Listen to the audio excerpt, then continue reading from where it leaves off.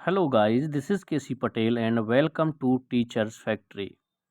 Teachers Factory के YouTube channel में आप सभी का स्वागत है।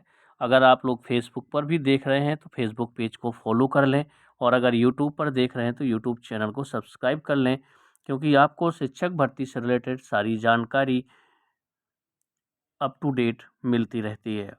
और आपकी तैयारी भी चैनल पर और फेसबुक दोनों जगह पर करवाई जा रही है, चाहे CDP हो, आपका EVS हो, है ना। तो सारे सब्जेक्ट की प्रिपरेशन भी करवाई जा रही है। प्रीवियस ईयर के क्वेश्चन, प्रैक्टिस सेट, ये सारी चीज़ें आपको चैनल और फेसबुक दोनों में मिल जाएंगी। तो चलिए, जो प्रश्न बार बार कमेंट्स में पूछे जा रहे हैं, तो सबसे ज़्यादा जो प्रश्न पूछा जा रहा है वो ये है कि वर्ग 3 OBC की नियुक्ति आदेश कब तक आएंगे, जिन लोगों के नियुक्ति आदेश अभी तक जारी नहीं किए गए। इसके बाद दूसरा क्वेश्चन है सबसे ज़्यादा कि आपके जो वर्ग 2 की चयन परीक्षा है, इसका नोटिफिकेशन कब तक आएगा, आने के चांस हैं भी या नहीं है। तो दूसरा सबसे ज़्यादा क्वेश्चन पूछा गया ये है कमेंट्स में।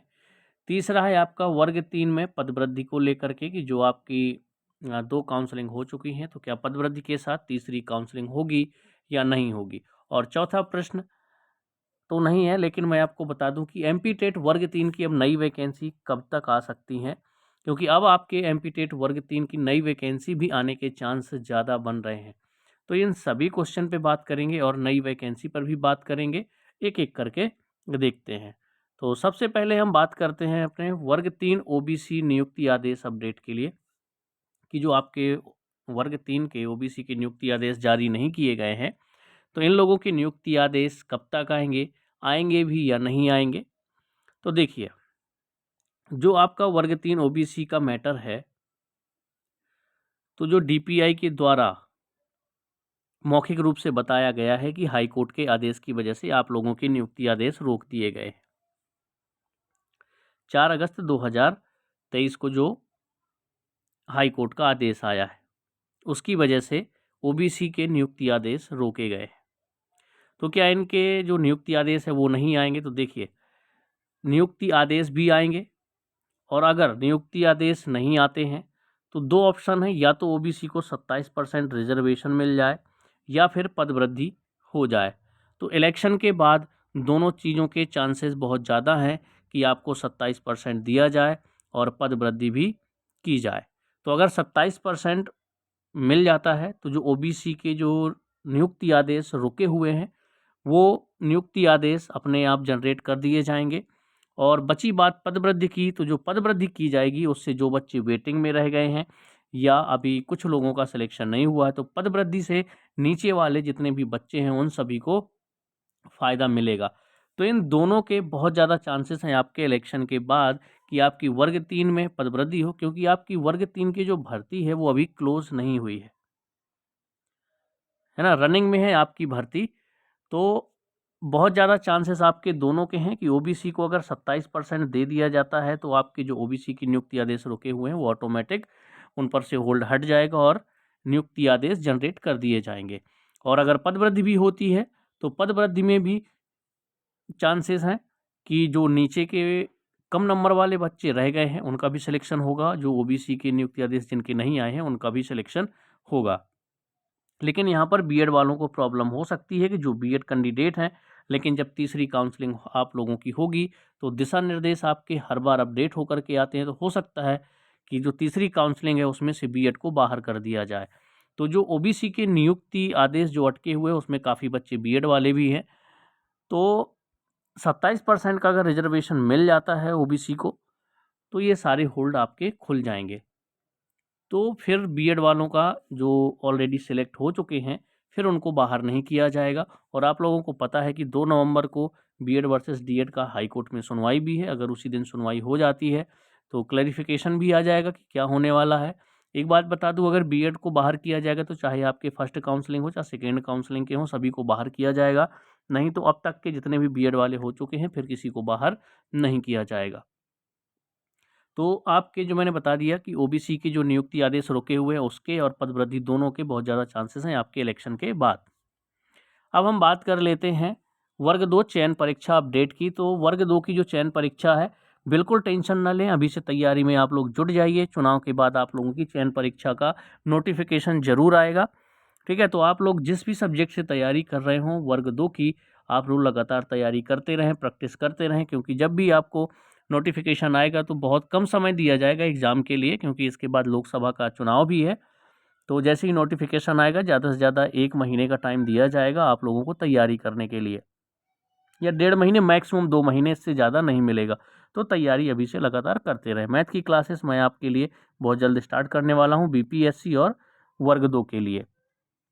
अब बात करते हैं एमपी टेट वर्ग 3 के, जिन बच्चों के काफ़ी मार्क्स कम थे या इस बार सिलेक्शन नहीं हो पाया है, तो वो लोग न्यू वैकेंसी की जो आने वाली हैं या नहीं आने वाली उसका इंतज़ार कर रहे हैं। तो मैं आपको बता दूं कि जब से प्रमोशन हुए हैं तो वर्ग 3 के वर्ग 2 में चले गए, वर्ग 2 के वर्ग 1 में प्रमोट होकर चले गए।